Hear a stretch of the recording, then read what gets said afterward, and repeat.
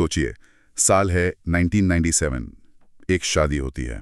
5 साल बाद 2002 में पत्नी की जलने से मौत हो जाती है। परिवार पर दहेज हत्या और क्रूरता का आरोप लगता है और निचली अदालत उन्हें दोषी ठहरा देती है। कहानी यहीं खत्म हो सकती थी, लेकिन लगभग 24 साल बाद जनवरी 2026 में कलकत्ता हाईकोर्ट उन सभी को बरी कर देता है। सवाल यह है कि ऐसा क्या हुआ? सबूतों के इस चक्रव्यूह में ऐसा क्या बदला कि फैसला पूरी तरह पलट गया? और यही सवाल आज हमारी चर्चा के केंद्र में है। आज हमारे सामने जो स्रोत हैं, वे इसी जटिल मुद्दे की गहराई में उतरते हैं, दहेज के झूठे आरोप और उनसे बचाव की रणनीतियां। ये सिर्फ कानूनी धाराओं की लिस्ट नहीं है, बल्कि ये अदालतों के बदलते नजरिए, बचाव के व्यवहारिक तरीकों और उन छोटी छोटी गलतियों का विश्लेषण है जो किसी केस को बना या बिगाड़ सकती हैं। तो हमारा मकसद साफ है। हम ये समझेंगे कि अगर किसी पर ऐसे आरोप लगते हैं तो उसके और उसके परिवार के पास क्या कानूनी ऑप्शंस हैं और आजकल कोर्ट्स का इन मामलों पर क्या रुख है। चलिए सबसे बुनियादी सवाल से शुरू करते हैं। जब ऐसे आरोप लगते हैं तो बचाव का सबसे पहला और मजबूत आधार क्या होता है? तो सबसे पहला आधार होता है आरोपों की प्रकृति को समझना। स्रोत इस बात पर बहुत जोर देते हैं कि आरोप सामान्य है या विशिष्ट। देखिए, सुप्रीम कोर्ट ने कई बार कहा है कि रोजमर्रा के छोटे मोटे झगड़े, सास बहू की नोक-झोंक या घर घर की कहानी जैसी बातों को दहेज प्रताड़ना का आधार नहीं बनाया जा सकता। ये सामान्य वैवाहिक कलह है, अपराध नहीं। अच्छा, तो इसका मतलब अदालत ये देखती है कि शिकायत में सिर्फ भावनाएं लिखी हैं या कोई ठोस घटना भी है? बिल्कुल, यहीं पर बात दिलचस्प हो जाती है। अगर शिकायत में लिखा है कि मुझे परेशान करते थे, तो अदालत पूछेगी कब परेशान किया, कहाँ किया, उस दिन क्या हुआ था, किसने क्या कहा था। अगर शिकायतकर्ता इन सवालों के जवाब यानी घटना की तारीख, समय या कोई ठोस विवरण नहीं दे पाता, तो केस बहुत कमजोर हो जाता है। हवाई आरोपों पर आपराधिक कार्रवाई नहीं चल सकती। और मैंने स्रोतों में एक और पैटर्न देखा, दूर रहने वाले रिश्तेदारों को भी मामले में घसीटने का। जैसे ननद जो दूसरे शहर में रहती है या जीजा जो विदेश में है, उनका नाम भी एफआईआर में डाल दिया जाता है। हाँ, और ये एक बहुत बड़ी रेड फ्लैग है जिसे अदालतें अब तुरंत पहचान लेती हैं। प्रीति गुप्ता मामले में सुप्रीम कोर्ट ने साफ कहा था कि पूरे परिवार को सिर्फ परेशान करने के इरादे से घसीटना कानून का घोर दुरुपयोग है। अगर एफआईआर में किसी ऐसे रिश्तेदार का नाम है जो कभी पति पत्नी के साथ रहा ही नहीं, तो ये एफआईआर को रद्द करवाने का एक बहुत मजबूत आधार बन जाता है। एक और उलझन भरा एरिया है उपहार और दहेज के बीच का फर्क। अक्सर शादी में दिए गए सामान को बाद में दहेज बता दिया जाता है। कानून इस महीन रेखा को कैसे देखता है? इस पर सुप्रीम कोर्ट का नजरिया बहुत साफ है। रीमा अग्रवाल केस में उन्होंने कहा, देखिए, अगर शादी में प्यार से कोई तोहफा दिया जा रहा है, जैसे टीवी, फ्रिज या कुछ गहने, या कुछ गहने, तो वो दहेज नहीं है। दहेज तब बनता है जब शादी के लिए एक शर्त रखी जाए कि अगर ये कार या इतना पैसा नहीं मिला तो शादी नहीं होगी। बिल्कुल, वो शर्त ही इसे एक तोहफे से अपराध बना देती है।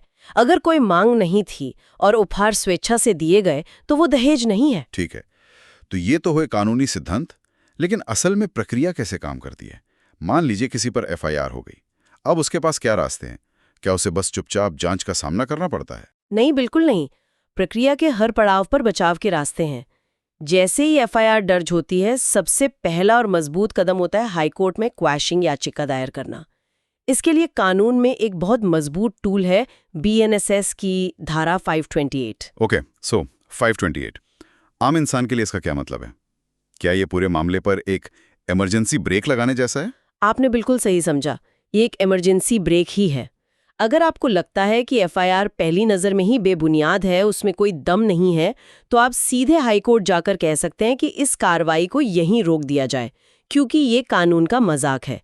अगर कोर्ट सहमत होता है तो पूरा केस शुरू होने से पहले ही खत्म हो सकता है। लेकिन क्वैशिंग की अर्जी देना तो एक महंगा और लंबा प्रोसेस हो सकता है और हर कोई हाईकोर्ट तक नहीं पहुंच पाता है।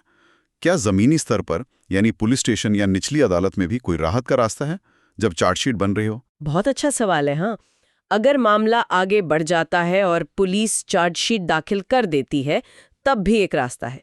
चार्जशीट दाखिल होने के 60 दिनों के भीतर निचली अदालत में डिस्चार्ज एप्लीकेशन लगाई जा सकती है। इसे एक तरह का फिल्टर समझिए। आप अदालत से कहते हैं कि पुलिस ने जो भी सबूत इकट्ठे किए हैं उन्हें देखने के बाद भी मेरे खिलाफ कोई केस नहीं बनता, इसलिए मेरा नाम इस मामले से हटा दिया जाए। और अगर वहां भी बात न बने और ट्रायल शुरू हो जाए? तब भी एक विकल्प है। निचली अदालत की कार्यवाही को अस्थायी रूप से रोकने के लिए हाई कोर्ट में स्टे एप्लीकेशन दायर की जा सकती है। ये अक्सर मुख्य क्वैशिंग याचिका के साथ ही लगाई जाती है, ताकि जब तक हाई कोर्ट कोई बड़ा फैसला न दे तब तक निचली अदालत में समय और संसाधनों की बर्बादी न हो। ये एक तरह से पॉज बटन जैसा है। इन प्रक्रियाओं को मजबूती देने में अदालती फैसलों की बड़ी भूमिका रही होगी। स्रोत कुछ बहुत ही महत्वपूर्ण मामलों का जिक्र करते हैं। हाँ, और ये फैसले सिर्फ केस नहीं हैं, ये मील के पत्थर हैं। सबसे बड़ा नाम है अरनेश कुमार बनाम बिहार राज्य 2014 का मामला। इस एक फैसले ने दहेज कानूनों के लागू होने का तरीका ही बदल दिया। इसने दहेज के मामलों में स्वचालित गिरफ्तारी पर रोक लगा दी। स्वचालित गिरफ्तारी मतलब सिर्फ आरोप लगने पर ही पुलिस आकर गिरफ्तार कर लेती थी? बिल्कुल, पहले यही होता था। लेकिन अरनेश कुमार फैसले के बाद पुलिस को पति या रिश्तेदारों को गिरफ्तार करने से पहले बीएनएसएस की धारा 41 की चेकलिस्ट का पालन करना होता है। उन्हें लिखित में कारण देना पड़ता है कि गिरफ्तारी क्यों जरूरी है। इस एक फैसले ने लाखों परिवारों को बेवजह जेल जाने से बचाया है। ये तो बहुत बड़ा बदलाव है। और रिश्तेदारों को बचाने के लिए भी कोई खास फैसला है? हाँ, कहकशा कौसर बनाम बिहार राज्य 2022 का। इसमें सुप्रीम कोर्ट ने फिर दोहराया कि आप पूरी बारात को आरोपी नहीं बना सकते। अगर एफआईआर में हर रिश्तेदार के खिलाफ अलग-अलग और ठोस आरोप नहीं है तो उनके खिलाफ मामला नहीं चल सकता। इन लोगों ने मुझे परेशान किया जैसा सामान्य आरोप अब काफी नहीं है। और उन दुखद मामलों का क्या जहां महिला की मृत्यु हो जाती है? वहां तो कानून बहुत सख्त होगा। सख्त है, लेकिन अंधा नहीं। चरण सिंह बनाम उत्तराखंड राज्य के मामले में अदालत ने एक बहुत जरूरी बात कही। उन्होंने कहा कि सिर्फ इसलिए कि शादी के 7 साल के भीतर किसी महिला की अप्राकृतिक मृत्यु हो गई, ये अपने आप में किसी को दोषी साबित नहीं करता। अभियोजन पक्ष को ये साबित करना होगा कि मृत्यु से ठीक पहले महिला के साथ दहेज के लिए क्रूरता हुई थी। उन दोनों घटनाओं के बीच एक सीधा और अटूट संबंध होना चाहिए। अगर ऐसा नहीं है तो ये दहेज मृत्यु का मामला नहीं बनता। तो मतलब ये कि कानूनी ढाल तो अदालत ने दे दी है। बिल्कुल। लेकिन ये कानूनी ढाल अदालत में तभी काम आती है जब आपके हाथ में सबूतों की तलवार हो, है ना? और स्रोतों में सबूत इकट्ठा करने को लेकर जो बातें लिखी हैं वो किसी एक्शन थ्रिलर फिल्म की तैयारी से कम नहीं लगती। हाँ, ये लिस्ट देखकर ऐसा ही लगता है। और यहाँ जो बात आकर्षक है वो इसका विवरण है। ये सिर्फ कानूनी सलाह नहीं, एक एक्शन प्लान जैसा है। स्रोत कहते हैं कि शादी के बाद से ही दस्तावेज संभाल कर रखना शुरू कर देना चाहिए। जैसे कि शादी की तस्वीरें और हनीमून की टिकटें। वो तो है ही, क्योंकि वो दिखाते हैं कि रिश्ते की शुरुआत अच्छी थी। लेकिन लिस्ट इससे कहीं आगे जाती है।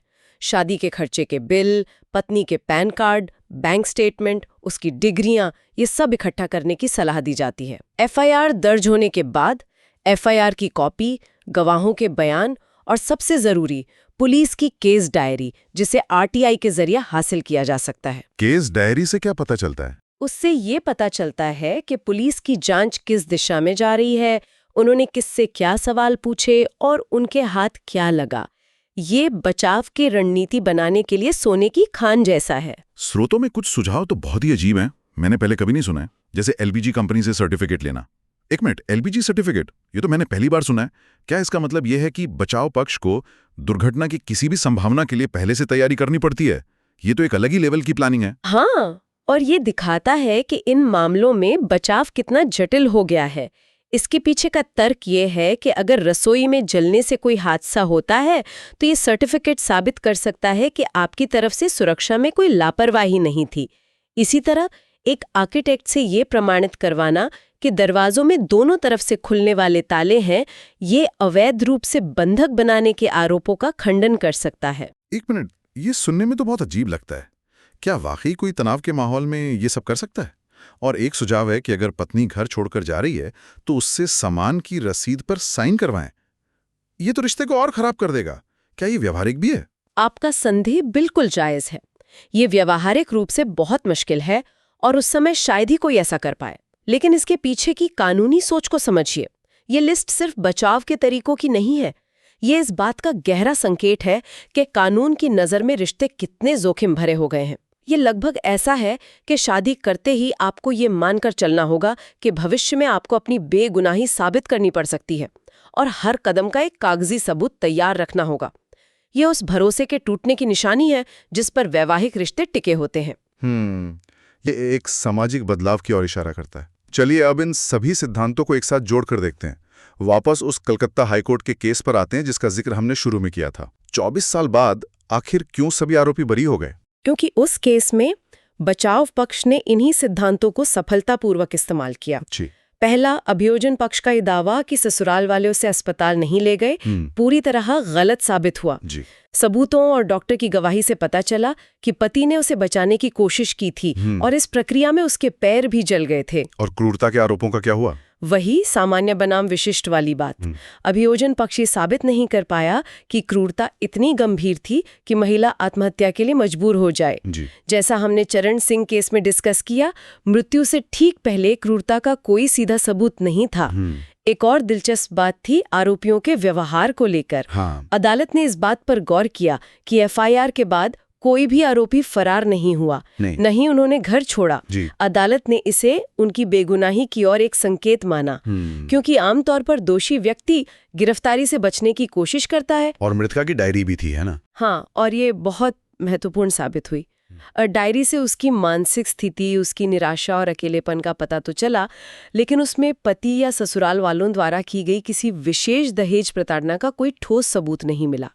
जब इन सभी कड़ियों को जोड़ा गया, सबूतों का अभाव, सामान्य आरोप और बचाव पक्ष के मजबूत तर्क, तो हाई कोर्ट ने निचली अदालत के फैसले को रद्द कर दिया और सभी को बरी कर दिया। तो ये केस दिखाता है कि ठोस सबूतों के अभाव में सिर्फ सामान्य आरोपों के आधार पर किसी को दोषी नहीं ठहराया जा सकता, चाहे मामला कितना भी गंभीर क्यों न लगे। तो आज की इस चर्चा से जो मुख्य बातें निकल कर आ रही हैं वो ये हैं कि झूठे दहेज के आरोपों से बचाव के लिए कानूनी प्रक्रिया की जानकारी होना, सही समय पर सही कानूनी कदम उठाना, जैसे क्वाशिंग याचिका दायर करना और अस्पष्ट दावों को काटने के लिए बहुत सावधानी से सबूत इकट्ठा करना, ये तीनों चीजें बहुत जरूरी हैं। बिल्कुल।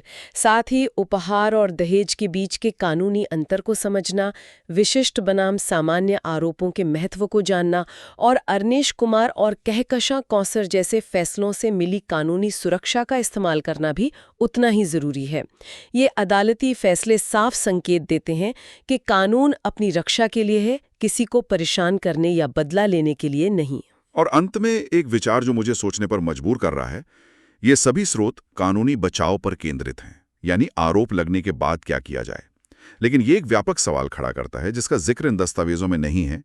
ऐसे विवादों को पैदा होने से रोकने के लिए शादी से पहले या सामाजिक स्तर पर क्या कदम उठाए जा सकते हैं, ताकि बात कानूनी लड़ाइयों तक पहुंचने के बजाय एक मजबूत रिश्ते की नींव पर ही सुलझ जाए।